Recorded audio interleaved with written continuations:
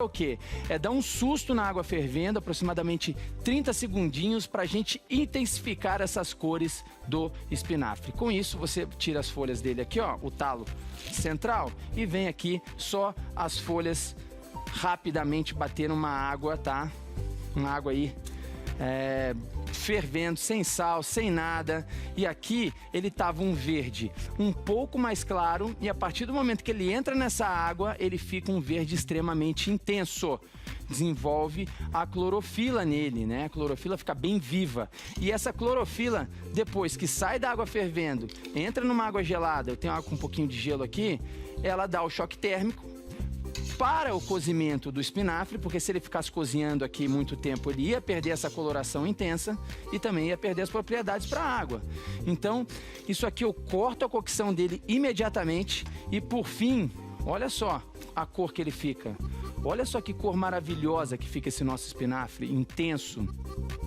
É essa coloração que nós vamos passar para a massa. Por isso, agora você vem aqui, ele já frio, porque eu dei um choque térmico nele, já cortei o cozimento. Eu vou aqui escorrer o excesso de água dentro dele, retirar qualquer tipo de talo mais grosso, tá? Que possa atrapalhar na hora do processamento. E ó, vou colocar isso aqui num liquidificador. Joga aqui dentro, maravilha. E vou colocar 2 ovos aqui dentro também para bater junto, tá? Muito cuidado agora ao quebrar esses ovos para ver se ele não está estragado. Esse aqui tá duvidoso. Sabe quando eu sei que o ovo tá duvidoso? É quando eu quebro ele e ele já começa a cair uma água rala. Então, se cai uma água rala, já nem fique muito perto dele, né? Então, assim que você descobre quando o ovo tá duvidoso. Esse aqui já está ótimo, pode quebrar. Vamos botar um outro aqui, ó. São 2 para uma xícara aí de espinafre branqueado. Joia. Vamos processar isso aqui agora. Botar a tampa e vamos processar isso aqui. Então, ó, processou, colocou os ingredientes aqui dentro de um bowl, de uma tigela, e agora nós vamos fazer a mistura com a farinha de trigo, tá? Lembrando que a gente vai colocar aqui o equivalente a uma xícara de farinha de trigo e já vamos fazer a mistura, ó. Inicialmente eu faço com uma colherinha, depois a gente vai ajustando. Então, aqui você só vem incorporando esses ingredientes e sentindo se ela precisa de um pouquinho mais de líquido para se manter. Nesse caso, eu estou sentindo que ela precisa de um pouco mais de líquido para se manter. Então, o que você faz? Quebra aqui uma gema. Pode quebrar uma gema aqui dentro, não precisa da clara. E a gema, ela já vai chegar na textura que nós precisamos, tá? Ó, isso acontece de farinha para farinha. Queria dizer que existe assim quantidades apropriadas que nós precisamos para produzir a massa. Massa de canelone, essa massa pode ser massa de lasanha, pode ser talharim, pode ser qualquer tipo de massa. Então, às vezes a farinha ela puxa mais o líquido, às vezes menos, dependendo da qualidade, do tipo.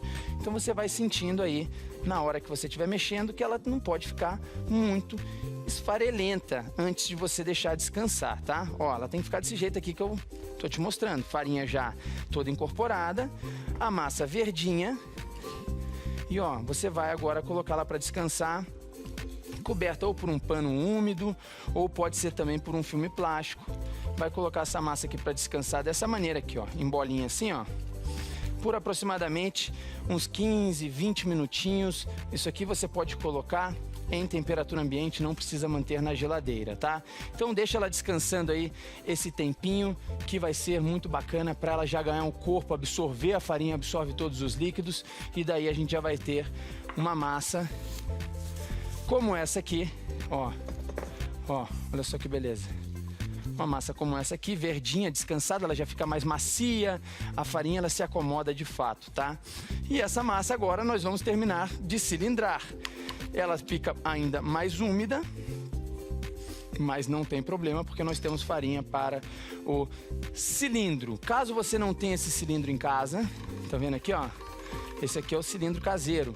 Caso você não tenha esse cilindro em casa, você pode fazer isso na mão, pegar o rolo e ir abrindo, porém, para você ter um padrão em um formato bacana, vai ser difícil. Então, ótimo sempre trabalharmos com um rolinho de massa. A gente começa sempre na parte maior dele, né, da espessura, dá uma leve abertura na massa, ó, e você vem aqui agora cilindrando ela por vários motivos. Primeiro, que a gente vai mantendo ela mais grudadinha, né? Vai trazendo também mais uma elasticidade para ela. Grandes restaurantes de massa, o que que eles fazem? Eles têm lá uns cilindros, que são os cilindros já elétricos. Então esses cilindros facilitam bastante todo esse processo. Nós em casa, o que que nós vamos fazer? A gente vai dando formato na mão e depois a gente vem nesse nosso cilindrinho aqui, ó, manual mesmo, e a gente já vai dando o formato. Esse aqui, inclusive, tá parecendo, ó, velhinho, ó. É joia, isso mostra que é utilizado mesmo. Então vamos para o 6, que é o cilindro 6, tá? É aqui a parte mais fininha. Para isso vou bater um pouco de farinha, não só na tábua, mas também na massa, para garantir que ela não grude. E vamos continuar o processo, fazer ela mais fininha. Vamos embora. Ó, colocou a pontinha dela lá, vem girando e o próprio cilindro já vai pegá-lo, tá? Agora você vem puxando, ó, e você vem sentindo aqui de acordo com o que ela for passando. Ó, e ela tá fazendo um barulhinho aqui, mas não liguem para isso não. Isso aqui é uma maquininha que a gente usa com bastante constância aqui na nossa produção. Valeu, Plínio. Muitas graças. Aí agora, olha o tamanho que essa massa ficou. Olha só. Olha só, fica aqui, ó, praticamente transparente, coloração linda, né? Então isso aqui que nós vamos utilizar agora para fazer o cannelloni. Então já vamos fazer o corte dela. Ó, inicialmente a gente já vai aqui pegar qual o tamanho que a gente gosta dela. Deixa eu ver, o cannelloni, ele fica bom mais ou menos aqui, ó, nesse tamanho assim, ó, tá vendo? Então eu gosto dele assim. Então já vou cortar aqui, eu já tenho 2 cortes. Só fatiar o meio agora. Ó, e a gente vai aqui fazendo as lâminas para depois montar os canellones. Lembrando que essa massa aqui, ela não está cozida. Ela ainda está crua. Então a gente vai ter que passar ela rapidamente por um choque aqui. Ó, para ficar bem padronizado, vou colocar uma em cima da outra. E a gente vem cortando, tá? Bota uma em cima da outra e vem cortando. Bota uma em cima da outra. A gente vai repetindo esse processo, tá? Para ter facilidade. O importante é sempre padronizar e manter todos os cortes bem bonitos. Agora a gente já tem aqui uma pilha de massas para fazer o nosso cannelloni. Como elas estão envoltas na farinha de trigo, nesse momento elas estão seguras, mas não vai ficar para sempre assim. A umidade vai puxando da massa, vai puxando a farinha. Então, nunca passe muita massa pelo cilindro e as mantenha desse jeito assim que sair do cilindro, porque a umidade vai começar a puxar e ela vai correr o risco de grudar. Por isso, nesse momento, vou colocar aqui, ó, já tem uma panela, vou precisar só de um pegador, alguma coisa para tirar a massa daqui. Então, água fervendo aqui. Isso aqui é uma água geladinha. Pode colocar um pouco mais da pia para mim, por favor, tá pouquinho aí, tá? Isso. Ó, lembrando que eu falei dessas massas aqui para vocês, que elas não podem ficar muito tempo uma grudada na outra, porque senão elas acabam se tornando uma coisa só. Então, esse processo aqui entre cilindrar, começar a cozinhar, ele precisa ser rápido, tá? Então, vou colocar aqui na água, ó. Vamos botar de 2 em 2, pra gente ir sentindo aqui como ela vai se comportar. Primeira vez você faz ela devagarzinho. Depois, você pode, claro, ir soltando, tá? Ó, bate um pouquinho de um lado, bate um pouquinho de outro. Vem aqui dando aqui, ó, uma leve soltadinha nela e ela vai ficar essas folhinhas aqui que você vai bater muito rapidamente aqui. Por quê? Isso vai ser finalizado, eu gosto, tá? De finalizar sempre o meu cannelloni no forno. Então no forno ela vai passar pela segunda cocção. Se você for rechear e já servir diretamente, deixa ela cozinhando aqui por no mínimo 5 minutos, tá? Se você for levar para o forno, pode dar um sustinho aqui de 1 minutinho e já quebrar a cocção dela diretamente em água gelada para que você tenha uma massa perfeita. Então o que eu tenho aqui? Eu tenho ricota, Essa ricotinha que a gente compra no mercado mesmo, ricotinha que ela vem já em grandes pedaços. Aí você, ó, vai esfarelar essa ricota na mão.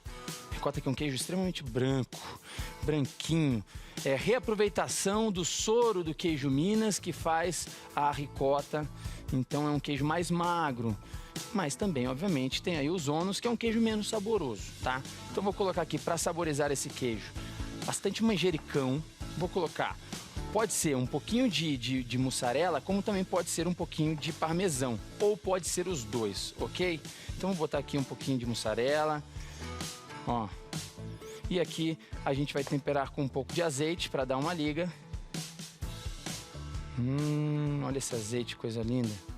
E ó, vem aqui só misturando bem todos esses ingredientes. O parmesão, se você colocar, ele já tem bastante sal.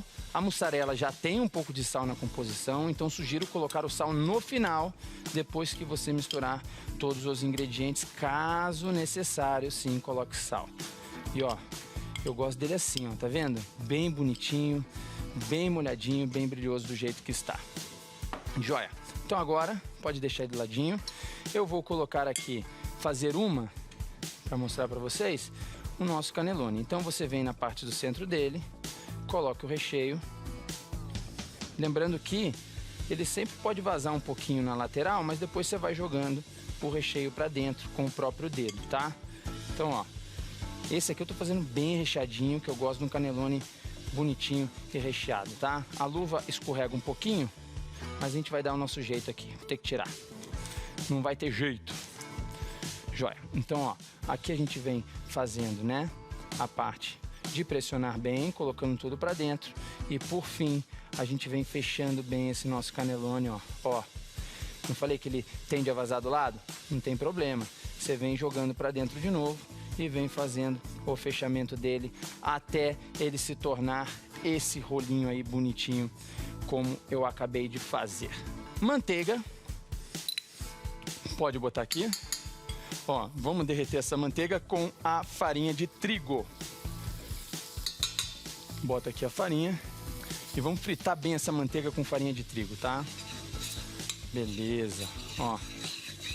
Isso aqui, inicialmente, nós estamos dando uma leve tostada na farinha para que ela não dê tanto trabalho na hora de cozinhar com o líquido, que no caso vai ser o leite. Vou temperar isso aqui com noz moscada, que já está ralada. Pode botar uma noz moscada. Como ela já está ralada, ela fica um pouco menos potente. Então você pode colocar aqui uma quantidade um pouco maior para aromatizar e saborizar o seu molho branco, que é também conhecido como molho bechamel. Tá vendo aqui, ó, a mistura da manteiga com a farinha? Numa panela bem quente, já faz ela ferver e cozinhar imediatamente, tá? Vou entrar com leite quente aqui, de pouco em pouco. Um pouquinho inicialmente. E, ó, e vou dissolvendo essa farinha, essa manteiga no leite. Você viu aqui, ó, que inicialmente formou essa gelequinha. Então vamos continuar colocando mais leite, sempre de pouco em pouco para não empelotar, tá? Eu tô com um fouet na minha mão, que ajuda bastante na hora de incorporar esses ingredientes. Se você não tiver, pode vir com uma colherinha também, que não tem problema. Ó, vai puxando aqui e a gente vai colocando mais leite.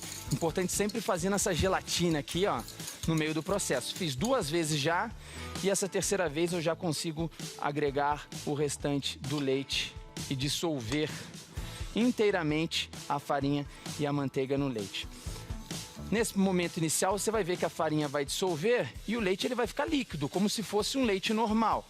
Porém, a partir do momento que começar a levantar fervura, a farinha ela já vai agir e daí ela já vai engrossar o seu leite. Por isso, muito importante ir acrescentando aos poucos, dissolvendo de pouco em pouco, para que ela não empelote, tá? Se você tiver uma panela mais alta também, vai facilitar na hora de você misturar os ingredientes e eles não caiam nas laterais.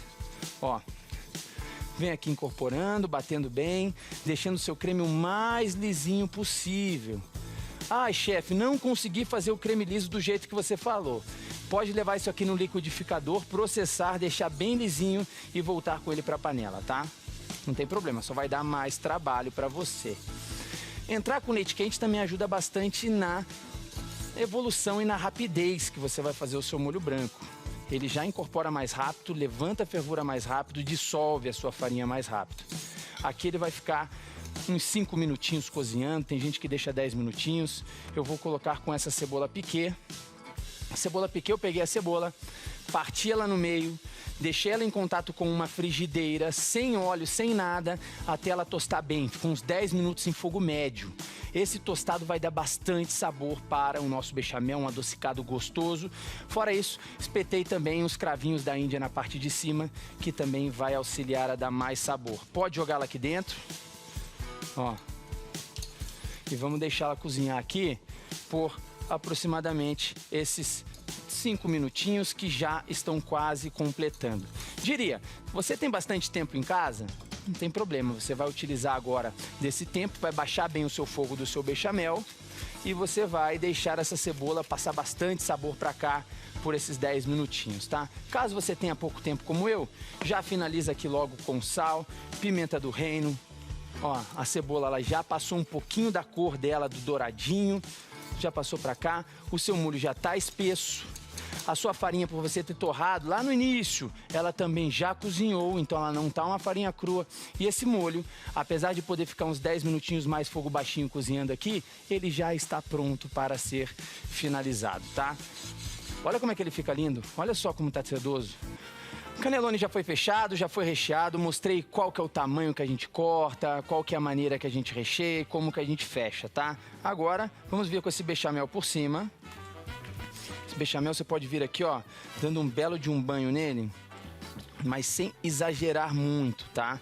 Porque querendo ou não, quando ele entra no forno, ele vai chegar aqui numa textura um pouco mais aguada. Quanto mais ele aquece, mais líquido ele fica. Então, ó, vai dando os belos riscos aqui em cima do canelone, sempre para manter o verdinho vivo. Não mate todo o verde dele, não. Olha lá como é que ele fica, ó. Fica bem bonito, tá? Então agora, vou colocar o queijo parmesão ralado por cima. Vem ele ralado no fininho, porque ele gratina melhor do que ele ralado grosso. Então, dê uma bela ralada de queijo parmesão aqui por cima. Se ele já tiver ralado, joga com a mão. Se não, você pode ralar que nem eu tô fazendo aqui na hora.